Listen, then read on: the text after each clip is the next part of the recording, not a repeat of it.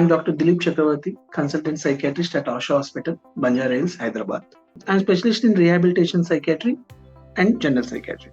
Today I would like to talk about a brief discussion regarding Alzheimer's disease. Alzheimer's, why I'm calling it as a disease? Because it's a disease involving brain. So brain organ. As we all know, brain itself is a organ which enables us to think, to work, to maintain some good social behavior. So among these, when as right from the childhood, we see brain development, brain growth and development, and later parts of our age, the brain starts declining its function. It's common to everyone, but when the brain organ has some issues within the structure or within the function, then gradually there will be a decline in the functionality of the brain. Among these, dementia is the most common progressive and chronic parenchymal disease of a brain. So why I'm calling it as a parenchymal? Because the brain tissue is involving here major. It can be a structural defect or can be a functional defect. So among these dementias, we mostly common see Alzheimer's is the most common disease of the dementia. So dementia is a chronic progressive degenerative disease of the brain, we already discussed. But what happens in Alzheimer's? Why people with late ages, they do suffer with Alzheimer's? So it can occur to anyone, but most commonly there will be certain of causes to occur dementia. Mostly it is common throughout the world. Among them, women are most vulnerable to get dementia along with the men, but most commonly in the men. Most age of onset for especially for dementias or Alzheimer's, it is above 65. Most preferably seen in 75 ages, later ages of 75. The main causes of dementia includes, it can be, I already discussed, it can be a genetic cause, it can be a biological causes, it can be any other environmental factors, any other social factors. We all know there are certain genes and chromosomes help us to maintain growth and development. Among these, certain genes are also involved in defect in the brain. And mostly we all know it's a late age of onset, and it's a chronic. So identifying early signs of dementia is very important for treatment and also for betterment of the individual. So how do we recognize? See, dementia people, the important feature of the dementia is patient cannot judge, patient cannot identify symptoms. That is a major issue. The family members will see there is a slowly decline in his memory.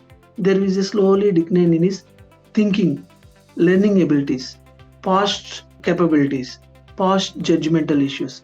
Suppose an individual can involve in all activities. He may be functional, he may be going to the bank, he may be going to the office, he may be working. But after the disease starting progressing, the patient also slowly there will be decline in his functionality. So among these, generally we call it as a cognitive decline. Cognitive means it includes patient abilities of thinking, memory, orientation, execution of the functioning, is judgment, is planning about the daily needs. So basically daily activity of living is also disturbed in dementia. So among these dementias, Alzheimer's is the most common. Alzheimer's is a disease of the brain, disease of the type of the dementia where mostly parietal and temporal lobes of the brain is involved. So how to investigate or how to identify these symptoms? So I already told there will be a cognitive decline, gradual decline, and also early signs. Is there any behavioral problems? Is there any psychological problems has been started? So behavioral problems like previously the patient has no worries, no tensions, slowly is little agitated, is little aggressive, is talking too much harsh to the family members, was he sleeping properly, or is there any disturbance in the sleep cycle?